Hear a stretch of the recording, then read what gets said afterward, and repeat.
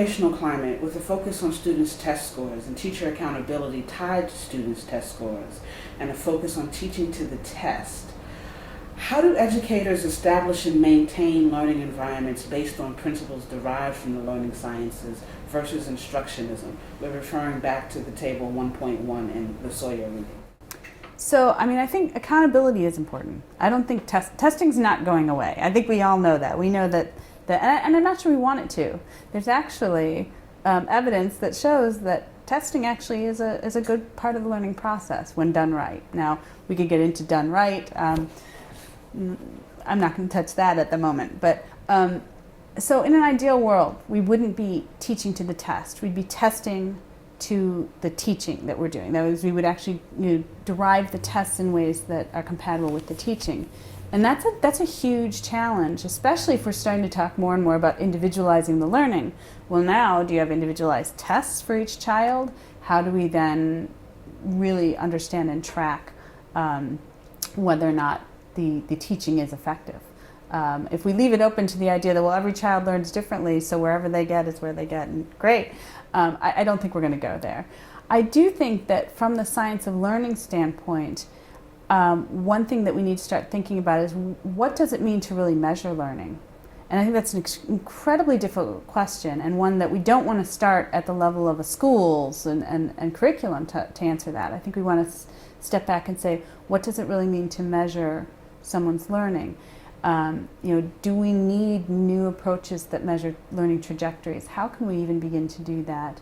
I think technology may be one part of that. That is, I do think that we are starting to understand that you can take, instead of the snapshot of here's what a child knows, you can get these sort of progressive, what is a child picking up? But I think the sort of more practical side of it for how do you think about some of these elements of the science of learning being used in a context that we have now, which is students do have to take their tests and the teachers are going to be evaluated on, based on how their students are doing. Schools are going to be evaluated based on whether or not the children in that school are actually showing at and above grade level kinds of performance on these achievement tests. So what do you do then? Well, I think one thing you do is you don't try to say, well, we just have to scrap all that and infuse all these new principles have to be brought into the classroom. I think instead what we talk about is we talk about how do we teach the same content but start to add in these elements that we know enhance learning. And so rather than saying we're going to totally overhaul the system, you start using some of these key things, and many of these are actually in Sawyer's descriptions, things like adding in scaffolding, giving children a framework to do their own discovery. You can't do that on a grand scale. You can't start with, okay, I'm just going to let it all be exploratory because we won't get to the right content. But in smaller pieces, so where can we do that? And I think what we need is actually we need to start developing good professional development tools to teach teachers how to do this. Now, I think we're still working out exactly how to do that on the small scale. I think we think big scale. We think, well, you need to implement this new program. And instead we need to step back and say, okay, scaffolding is an important principle. You need to give children a framework so they can do the discovery. How do we do that in the context of instruction that we know we need to also do? And I think we just haven't gotten there yet. I think that's one direction we need to go, is take a principle like that.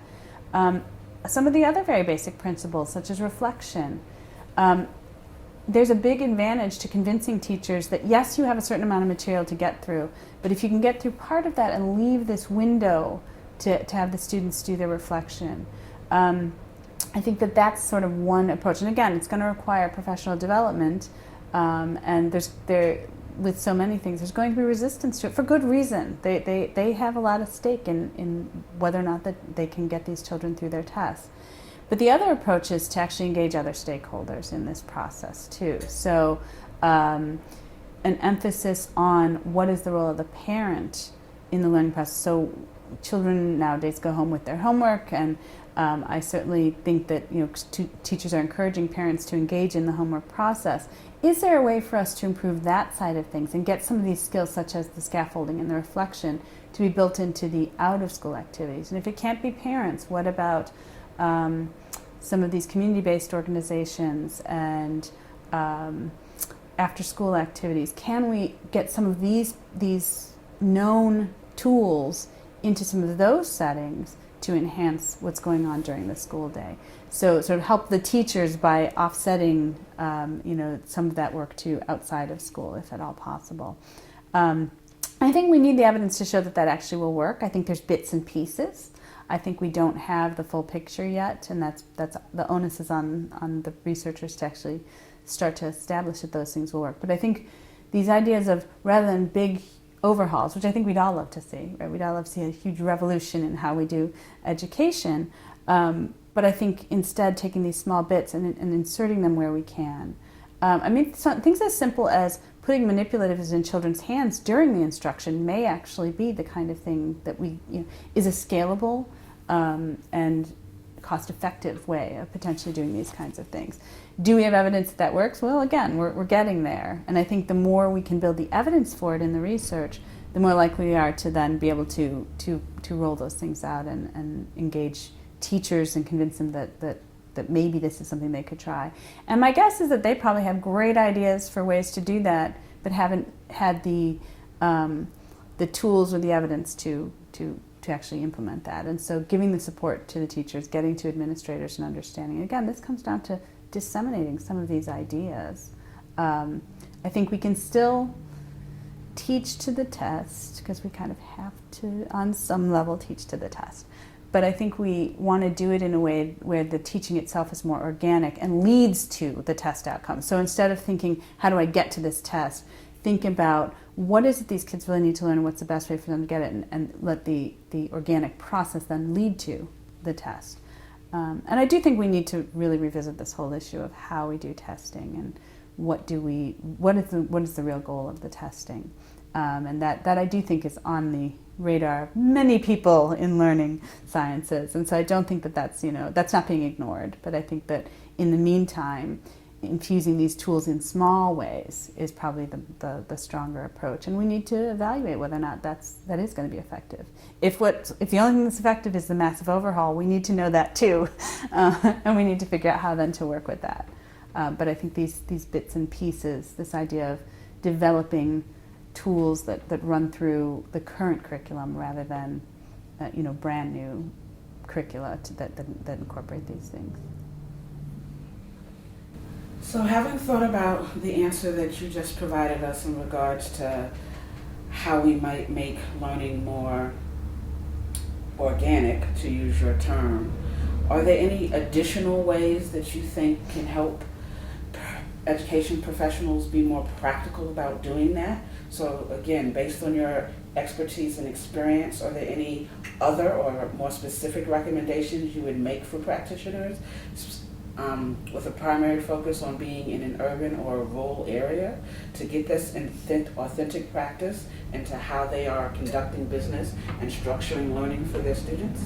I think there's two answers. There's two ways to go with that. There's probably many ways, but I'm going to give you two. So one is, I think we need to think very creatively about the environment outside of school. I think that's one really important approach that is very tough in the urban settings, and certainly in the rural settings as well. Anywhere where you don't have the abundance of opportunities and don't have the funding, and let's face it, a lot of this is funding based. I think that to get things like, I think we need to think very creatively what we mean by things like hands-on. Does a hands-on activity have to be an expensive program that requires all kinds of equipment and technology? And maybe it doesn't. Maybe we go simpler. We start to think about what are some of the possible simple tools we can come up with. And I don't have the answer for what those are. I think that's the kind of thing that we need. We need students, we need researchers, we need people thinking about what some of those possible tools are. We need to engage teachers and ask them, what tools do you see? What could we give you? So thinking creatively about what some of those tools might be is to me sort of at the heart of improving situations where the opportunities are more difficult, that it's much more difficult to come by. I think the other really important side of thinking about getting this authenticity into the learning setting is to try to engage the professionals in the community. I think we probably can all remember Career Day and things like that when we were in school, and I'm hoping that that's still going on maybe, maybe not. But in urban settings in particular, nearly every urban setting has an academic environment. Baltimore's a great example. Look at the number of colleges we have. Look at the number of professionals. I think if we can create a culture in the urban settings where there's an expectation that the professionals in the academic world will help participate, and not in a I'm going to come and show you how to do things kind of way, but in just a simple sharing kind of way. Bring your expertise into the classroom. And there are good examples of that here at Hopkins. So we've got Making Neuroscience Fun, going into the classrooms and sharing neuroscience expertise and getting children excited about brains. The Carnegie Institute runs Bio Eyes. Get children to be able to look at zebrafish. Now that's a more expensive one. That's a costly one. But things like that, and they don't have to be large scale. I think getting professionals in the academic world to understand that they should be playing that role in their educational systems. And then that extends to even more rural areas, because the truth is, there's universities all over the country, and research has become important even in liberal arts schools and smaller schools. Research is sort of everywhere. And getting those scientists into the classroom, getting writers into the classroom, getting professionals who do these things to think about that as part of their community responsibility. And I think you can't, creating that culture is a long-term goal, but starting small and places like schools of education have the potential to start engaging the professionals and getting them to do that. So I really think that making education a community process that includes the professionals in the community as well as parents and teachers and everyone we already think of, really getting the community of practitioners in the professional world, where we hope these children will eventually go, getting them into the classroom in small ways is probably, to me, a way that seems really difficult because I know the culture, but should really be the sort of easy pickings if we can create sort of the right attitude for doing that. And that means things like getting employers to think about letting their employees go and do this, sending people in to places, making education something that's the responsibility of everyone, not just the teachers and the school board and the parents, but the communities. It's a community responsibility. And I really think that there's, like I said, there's elements of that going on, but I don't think people have really thought about that, building that in as a formal part of the curriculum. And I think, how we do that is maybe a challenge for one of the doctoral students to start to pursue. These to me are projects that need to be engaged. And like I said, I think we're doing it in some places, but I think, a broader sense of where that's appropriate and what kinds of things could be done is probably a really nice project and approach that we need to start taking. Are there any other thoughts about the learning sciences that you'd like to share with our doctoral students? So I think as someone coming from the basic science, so my career really has been on how do we represent space, what are reference frames, how do spatial skills change, what are the individual differences in spatial skills.